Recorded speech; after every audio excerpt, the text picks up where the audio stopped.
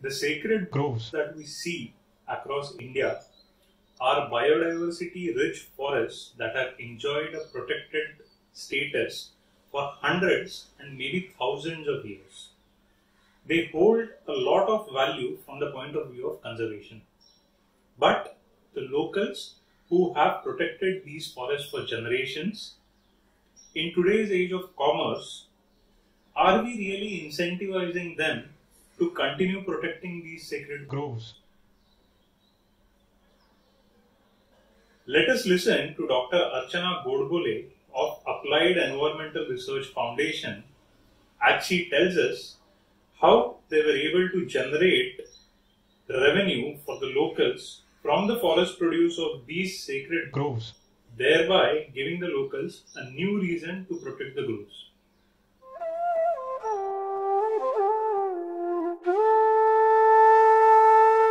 Hi, good afternoon.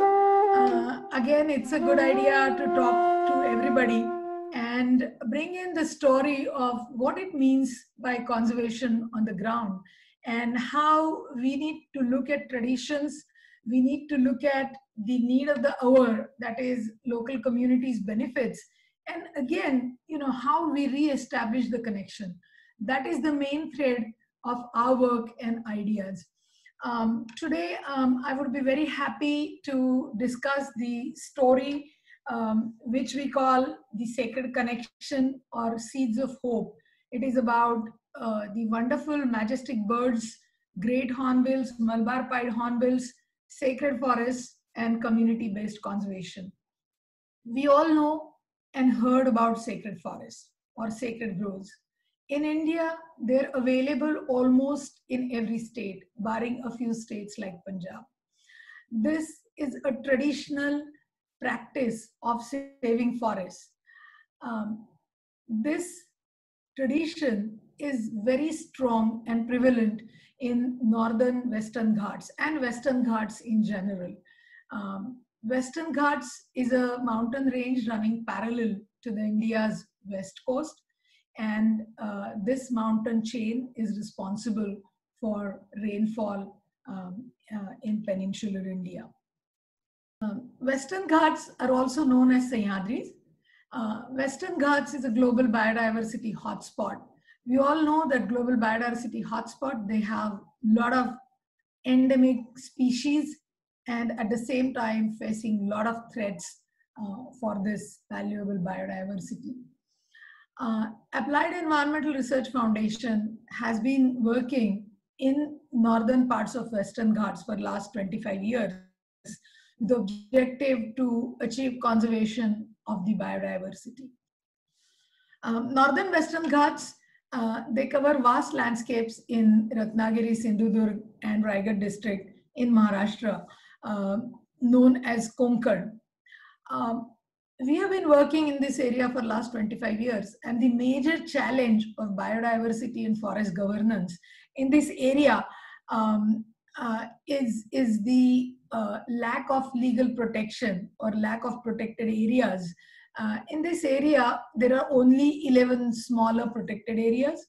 Then most of the land is managed by local communities. And third very important thing is, even though there is no legal protection, but there is a very, very long tradition of maintaining sacred forests in the villages. So far, the records and research says that there are more than 2,000 sacred groves alone in Ratnagiri and Sindhudurg district. So this is a very interesting area where there is a lot of scope to save biodiversity, but there is no legal protection. Sacred groves or sacred forests are the small patches of old growth fragments. Fragments because the forests in between these groves have been degraded, and these are now isolated patches of the forest.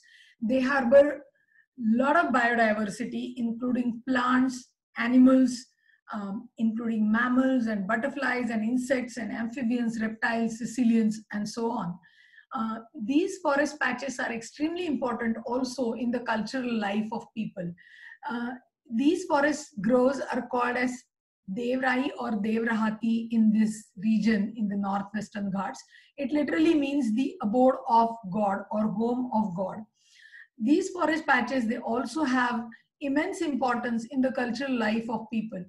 We all know that wise ancestors from the um, rural areas or forested areas, they have very meticulously selected some forest patches and kept them from the acts of development or any intervention from human beings, um, for the in the name of deities. And therefore these patches are extremely important. Even though these landscapes surrounding these groves have been severely degraded, people still maintain these groves through the system of rules and regulations. Mostly it is unwritten, it is oral history. There are certain rules. Obviously, there is a sanction system and taboos, and there used to be um, punishments, for breaking the rules in the past. But now the situation is changing very fast. In this relic forest patches, it was not possible or not allowed to cut the large trees. In some areas, in some sacred groves, leaf litter was allowed to be collected, or some fallen fruits and twigs used to be collected by the local community. As I said earlier, these sacred groves are the representatives of the forests in the past, and they are now the places where you can see regional biodiversity. Coming back to our story, in many of the sacred groves from Ratnagiri district, uh, you can see the majestic birds like great Indian hornbill and Malabar pied hornbills. These hornbills are called as forest farmers because they are responsible for dispersal of many endemic and forest tree species like Strychnus nux vomica, various Terminalia species, then many ficus species. As these species, they are their food species. And once the seeds they pass through their alimentary canal, they are responsible for dispersal of the seeds in the forested and in any areas where these majestic birds they fly. Why sacred groves are very important? Not only because they have their food species, but many sacred groves in Ratnagiri district have Terminalia bellerica, that is Beda trees. And these trees are also very old giant trees. In many sacred forests, you can see Terminalia bellerica trees, which are more than 100 years old and has huge girth. These trees are extremely important for hornbills because in such old growth, in such old giant trees, hornbills, they find a cavity and they have their nest in such trees. So the relationship of forests, dispersal, sacred groves, and hornbills is very clear. Uh, However, when we started working on conservation of sacred forests, we used to get, amazed to see these majestic birds, huge birds. But slowly we realized that the number of these birds is also depleting because lot of um, clear felling has been taking place even in the sacred forest. We all know that traditions are also changing, and the local people, though they have faith in the deity of the sacred grove, the interest and rules and regulations for protecting forests surrounding the temple or deity has been um, has been deteriorating over the period of time. And this, I think, is the impact of globalization. So in many sacred groves, people wanted to have the new temples. And these new temples, obviously, they wanted to use cement and marble.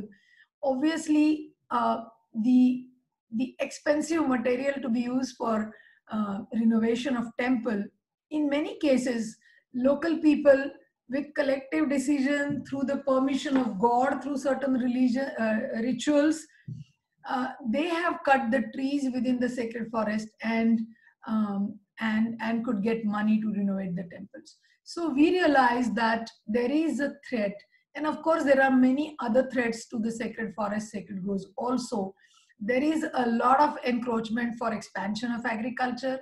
In some sacred forests, the land is being used for building roads and canals. In some areas, the parts of the sacred groves have been used for rehabilitation of certain villages and certain hamlets.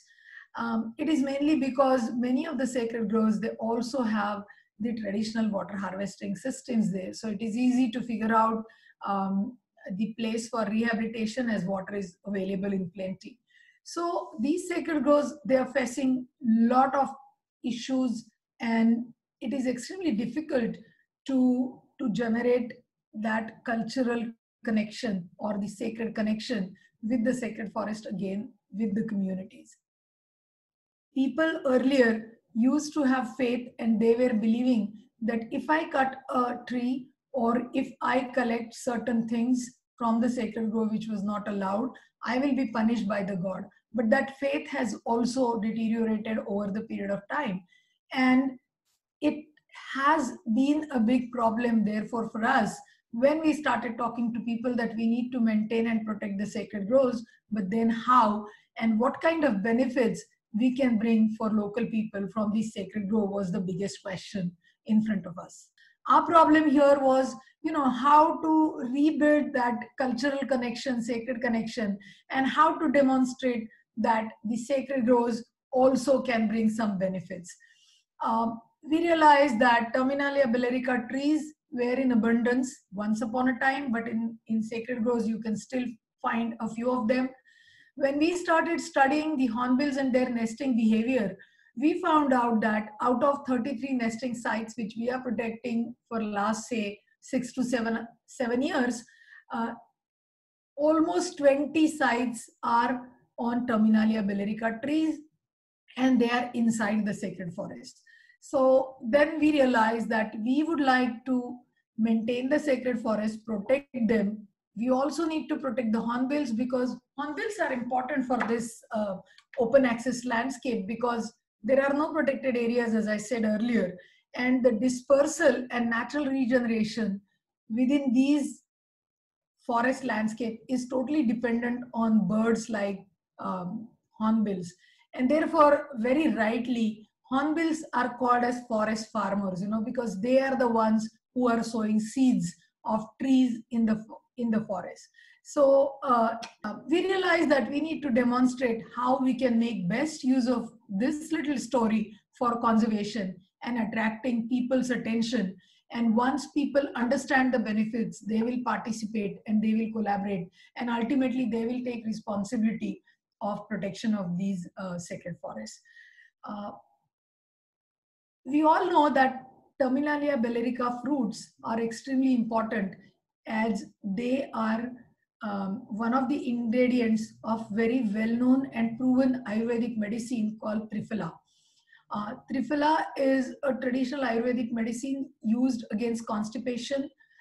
It is also used for health of respiratory tract, which is very important for us to know nowadays. Earlier in the past, people from the region, they used to collect Terminalia bellerica fruits and sell it to the pharmaceutical companies or the local traditional healers known as Vaidu. But over the period of time, lot of supply of these species and fruits started coming in from the protected areas from central India, and obviously the demand reduced and people stopped selling those fruits, and the price they used to get for the fruits was also meager, like 1 to 2 rupees a kg, and who will do the difficult work of climbing the trees or collecting the fruits. And therefore this whole livelihood activity has vanished from the area. So we started the collection of these fruits again. In 2011, we got fortunately a visitor from Pakka Herbs, a company in UK which is engaged into production of herbal teas. And when Bain came and he saw hornbills in the sacred forest on Terminalia bellerica trees, and then we started discussion around the Triphala and tea based on Triphala and their requirement of fruits of Terminalia bellerica and Chebula for their trees. And then we realized that we can make best use of this connection and try to get some certification which will tell the buyers of Pakka teas that look, this is collected from the sacred forest maintained by communities. This is collected from the sacred forest providing habitat to the hornbills, and these hornbills are responsible for maintaining and growing the forest in this open access area. So this was a very interesting story we could build. We discussed quite a lot, and we realized that let's go for Fair Wild certification. So on the community level, we started engaging with local people, talking to them, getting the permissions from local Gram Panchayat for collection of Terminalia bellerica trees, Terminalia bellerica fruits, and then giving little better price to local people so that they will get attracted. And from 2011 to 2013, we did the community process. We did a lot of surveys, which sacred groves have Terminalia bellerica trees, where are the hornbill nesting sites are, where you can really see the hornbill sitting on a Terminalia bellerica tree. So all that we have done, and from 2013 onwards, we started working to get the Fair Wild certification. Fair Wild certification is a very stringent certification given for forest products where the ecological, economical, and social aspects are looked at. The collection of forest produce is done without disturbing the forest area around or the tree or plant itself. The benefits incurring from such collection are shared with the community at large, and there will be no social injustice.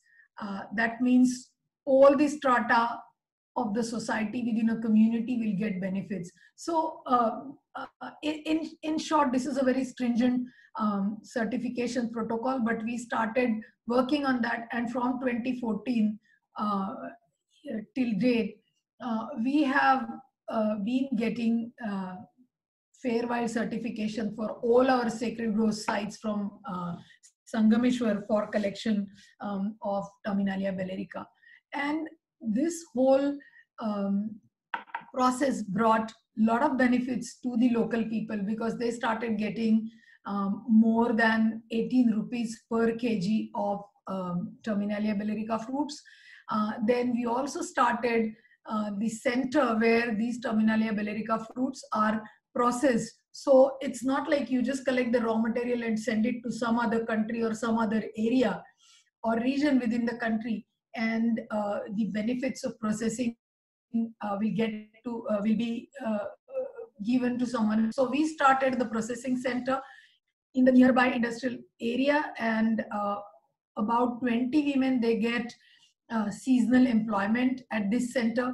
So this whole story is extremely important because it ensured the protection of sacred grove, and over the period of last 6 years, people have realized that we need to maintain the sacred forest, we need to maintain the Terminalia bellerica trees. It will get direct monetary benefits not only to us, but due to the Biodiversity Acts and its implementation for last couple of years, the village panchayat and biodiversity management committee also gets the benefits. Then the companies like Pakka Herbs, they give over and above incentives to the local communities for collection of fruits and protection of sacred forests and hornbills. So now our collection is also substantial. In the year 2018-19, that means last year, we processed 14 tons of Terminalia bellerica fruits. In the process, we also give training to the local collectors how to collect these fruits, how you should not, cut the branches, climb the tree, but we have the process of putting the nets under the trees and, collecting fruits every day. Then local people, they also got engaged and they understood that something different is going on in the sacred forest, and let us see what it is and how it is getting benefits to us. And obviously, lots of people from different organizations nowadays, they come and they always would like to see a hornbill sitting on Terminalia bellerica trees. And I think this is re-establishing the sacred connection of sacred groves, Terminalia bellerica trees, communities, and conservation. And obviously, it is impacting the open access privately owned forests from Northwestern Ghats. This is a good story, but I think it has taken quite a long time for us. And obviously, the support of various organizations and individuals was also very important for us. First of all the communities from various areas and villages around the sacred groves where we work, they had full faith in us, and therefore we could really reach here. Over the period of time, there were many institutions and conservation organizations supported us. I already said Pakka Herbs, but DICE, which is the center from Kent University of UK, and the Darwin Initiative, they supported us quite a lot, because the story looks very simple, but a lot of work like surveys, talking to people, preparing reports, applying to Fairwild certification, then paying the fees, and also, so we need a lot of support, and Darwin Initiative and DICE, they have supported us quite a lot in that.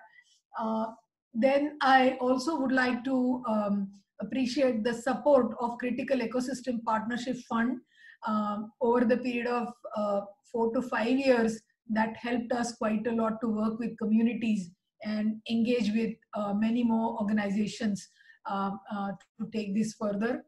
I also appreciate the support of Worldland Trust that is now supporting us to scale up our businesses based around such stories. And now we are working on scaling up this Beda enterprise with the support of Worldland Trust from UK. So, and finally, our dedicated team of researchers, field workers, and local people, our informants, they have played a very crucial role in believing in us and learning in the process and delivering. So I would like to thank each one of them profusely, and hope we can expand this to many, many more sacred forests. And we will also expand the number of produce, not only Terminalia bellerica, but many other trees, and ensure the protection for our future generations. Thank you.